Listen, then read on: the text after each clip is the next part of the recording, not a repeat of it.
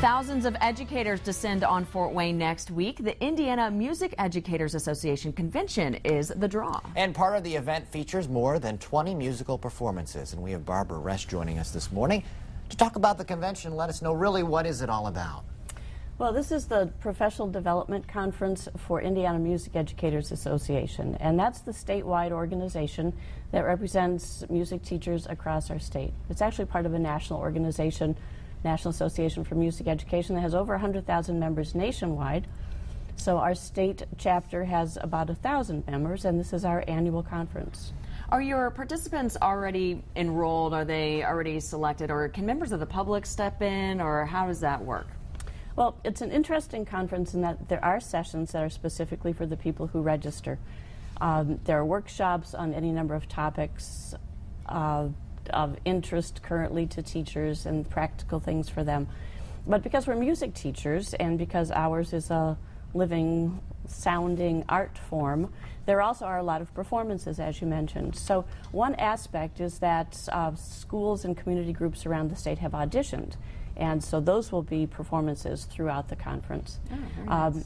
And another interesting factor is that we host what are called the Indiana All-State Ensembles. So the All-State Orchestra, All-State Band, All-State Choir, elementary and middle school choirs, and jazz groups are also performing. And those are individual students who auditioned from around the state and were chosen, come to town just for this event, rehearse for a few days, and then perform for us. So there is a lot of performing going on, and those performances are all free and open to the public. Fantastic. Wonderful. Where are those performances? Well, the school groups are scattered throughout our event. Some are at the Grand Wayne Center, which is home base for us.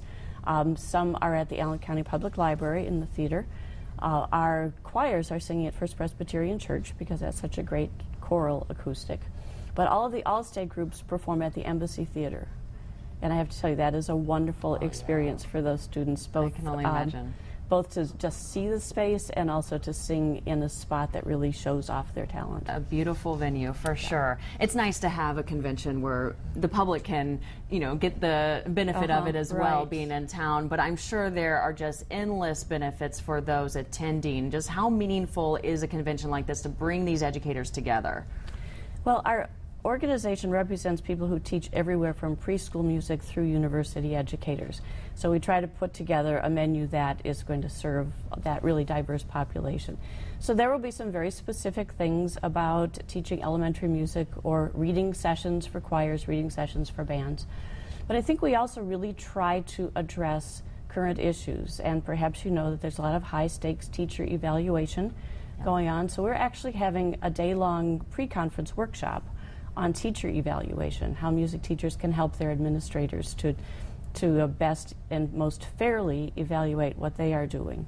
Yeah, not all administrators understand what it's like to teach music. It's a totally different realm. Yeah. Can I bring my recorder and do a performance? That was one of my favorite parts of music class as a kid. I'm glad it was. And there probably will be some recorder players there, but if you'd like to audition for next year, we'll certainly give you our consideration. Put it on the calendar. Right. Street musician outside. I'm sure that'll attract the masses to the convention. Right. Barbara, thank you so much for coming in this morning, and best of luck with the convention. Thank you very much.